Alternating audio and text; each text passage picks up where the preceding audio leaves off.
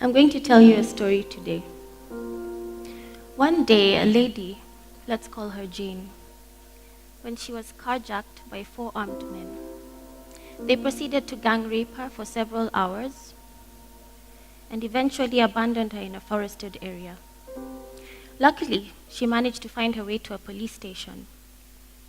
When she arrived at the police station, she reported the incident, and the officer informed her that she needed to go to a hospital for medical intervention. Given that it was late, she was tired, traumatized, she opted to go home instead. At home, she removed her clothes, placed them in a plastic bag, and discarded them. She also proceeded to take a shower and tried to get some sleep in preparation for the next day. The following day, she goes to a nearby hospital, finds a long queue, waits in line patiently, and finally reaches the triage nurse. She repeats her ordeal to the triage nurse, who then refers her to a clinician. When she gets to the clinician, she tells the clinician her story, and much to her dismay, he informs her that he doesn't have the relevant skills, equipment, or knowledge to manage her case. But he sends her to a recommended hospital that's well known in the city for managing cases of sexual and gender-based violence. Frustrated and upset, she goes back home, takes another shower, and tries to get some rest. The next day, she musters enough courage to get herself out of the house and try one more time. She goes to the hospital that was recommended for her, is seen by a nurse, referred to a clinician, who then examines her and documents his findings on a post-rape care form, otherwise known as a PRC form. He informs her, however, that he cannot collect any specimens from her body because she had already showered. He then sends her back to the police station where she reported the incident because apparently she needed another form filled. So she goes back to the police station and she's given a form, a Kenya Police Medical Report form, otherwise known as a P3 form, without which proceedings in court become very difficult, if not impossible. Now, by this time, 2 days have lapsed. Not one person has told her that she needs to have evidence collected. Not one person has directed her to go back home, get the clothes that she put in a plastic bag because they are needed, they have evidence on her. When a victim undergoes rape, they become a crime scene and they must be treated as such. My name is Dr. Kizzie Shako, and I'm here to bring an end to the trauma, confusion, and despair that victims of sexual violence face on a daily basis. Let me tell you a bit about myself. I'm a forensic clinician, and I work with the National Police Service.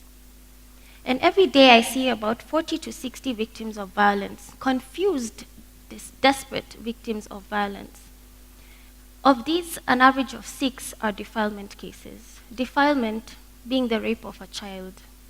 A child is a minor under the age of 18. And a majority of these are aged between 2 and 12 years of age. Yeah. I attend court as an expert witness, giving testimony on these cases. And it's in court that I observed and noted the implications of misconceptions, misinformation, myths, and poor handling of evidence.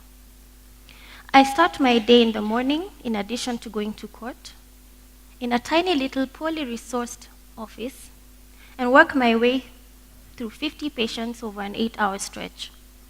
I take their histories, I take a detailed history, document what they're saying, I examine injuries and document my findings on the P3 form, and I also give counseling, because sadly, most of these patients don't even know what it is they're doing. They don't know what all these forms are for. They don't know why they've been asked to get these forms filled or what purpose they serve. So by the end of each day, I'm tired, I'm hungry, I'm exhausted, and I'm drained. But for me, it's just a Tuesday, or a Wednesday, or a Friday. For the victims, it's the worst day of their lives. Now, I work with victims, suspects, and dead bodies. But I wasn't always like this. When I was a little girl, I wanted to be a flight attendant. Yeah, tall, elegant, beautiful, always smiling, stunning. But I was also asthmatic from an early age. From age 2, I was missing out on school a lot. I spent a lot of time out of school, and my grades suffered a little bit. But the biggest impact was from the asthma and the steroid medication that I had to take to keep the asthma at bay. Now, the steroids caused me to be very, very big. You can imagine being a child 3 times the size of your peers in primary school. So I was teased a lot. And when I voiced my desire to be a flight attendant, my friends mocked me and told me that I was too fat and too ugly to become a flight attendant. Well, of course, my self-esteem took a hit, but I thought, okay, I'll choose another busy woman in uniform. So now, as a police surgeon, I get to help people every day, not with in-flight meals, movies, tea, coffee, but to navigate the worst day of their lives. And I can tell you it hasn't been easy. Dealing with children who've been physically assaulted, sexually abused, sodomized, neglected by the very people who are supposed to love and care for them, their caregivers, their parents. Dealing with women who are battered and raped by their husbands or intimate partners. It's not easy at all. And I was troubled. Very many times I was troubled, and I was finding it difficult to sleep, especially because I noted that ignorance was playing a very big role in a lot of the violence cases I see. And this is what drove me to start my blog. To educate the community, to educate stakeholders, key players, on the crucial details and dynamics behind sexual violence and child abuse. In addition, the other purpose of the blog was to encourage those who have been hurt to reach out for help and not to suffer in silence. So my call to action is, it's about time that we started and we have a one-stop multi-agency center that can manage and care for victims of sexual and gender-based violence. Imagine for a minute if Jane, after her ordeal, dialed a helpline, was collected by an ambulance, was received by a sexual assault nursing examiner, was then examined by a forensic expert, who would examine her properly, document the findings properly, take photos the way they're supposed to be taken, collect evidence using a rape kit, hand it over to a police officer who's still under the same roof, who would then ensure that chain of custody is maintained, send the evidence to the lab technician in the same roof. Then Jane receives her psychosocial support and legal advice, and if need be, a safe place to sleep for a night or two. A one-stop center would bring an end to the repetition, Jane having to repeat herself and relive the ordeal over and over again. It would bring an end to time wasting. It would bring an end to poor handling of evidence that is crucial if convictions are to be secured. I've been doing this for 4.5 years now, and the methodology has to change. This cannot continue any longer. My vision is to live in a violence-free Kenya, a violence-free Africa.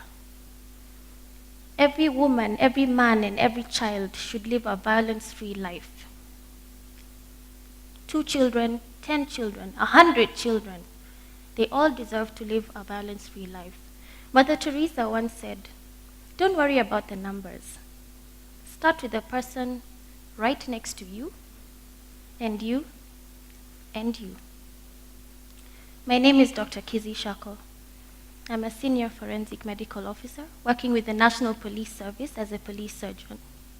My blog is Vunja Kimya, Breaking the Silence.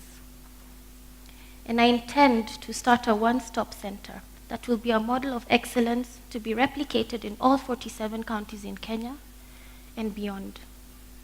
Thank you.